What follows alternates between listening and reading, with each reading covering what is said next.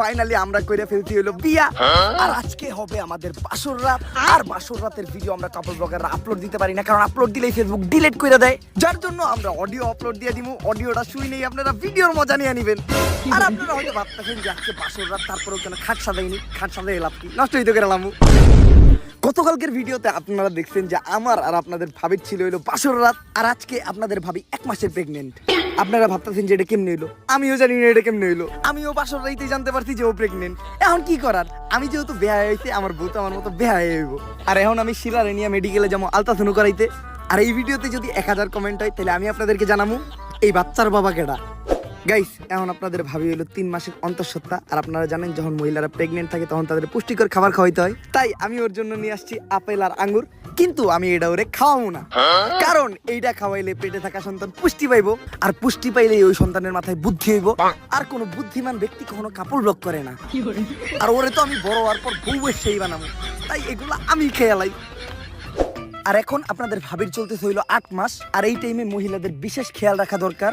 এই অবস্থায় ওয়াশরুমে যাওয়ার সময় তারা পা পিছলা পইরাও যাইতে পারে। আর পইরা যাওয়ার পর নবজাতকের ক্ষয়ক্ষতি হইব। তাই আপনাদের করণীয় কি, এই টাইম থেকে আপনার ওয়াইফরে আপনারা ওয়াশরুমে বন্দি রাখবেন। আর ওয়াশরুমে বন্দি রাখলে ওয়াশরুমে যাওয়ার চিন্তাও নাই, পইরা যাওয়ার চিন্তাও নাই। কিন্তু খাইবো আর ঘুমাইবো কই, এটা তো ভাইবা দেখি নাই। আরে কাপড় ব্লগার আমি, বুদ্ধিতে মাথায় একটু কমই থাকবো, এইটাতে মজা নেওয়ার কিছু নাই। আপনাদের জন্য একটা ইন্টারেস্টিং দুঃখের খবর আছে। আপনাদের ভাবি সিঁড়ি থেকে পইরা যাওয়ার পর বাচ্চাটা সিঁড়ি থেকে ধাক্কা মেরা ফালাইও দেখি আমি। কারণ ভিডিওর ভিউ বেশি হইবে এই নিউজটা দিলে। কি কমেন্টে গালি দিবেন দেন, সমস্যা নাই, কারণ আমাকে তো কোনো লজ্জা শরমই নাই। আসলে আপনাদের কন্টেন্টে পার্সোনাল বিষয় বলতে কিছু নাই। পরবর্তী প্রশ্ন, এই যে কাপড় ব্লগাররা জঘন্য কন্টেন্ট বানায়, এরপরেও কি তাদের কোনো ভক্তবৃন্দ আছে? অবশ্যই আছে। আমাকে কাপড় ব্লগার কই তো সব অন্ধভক্ত।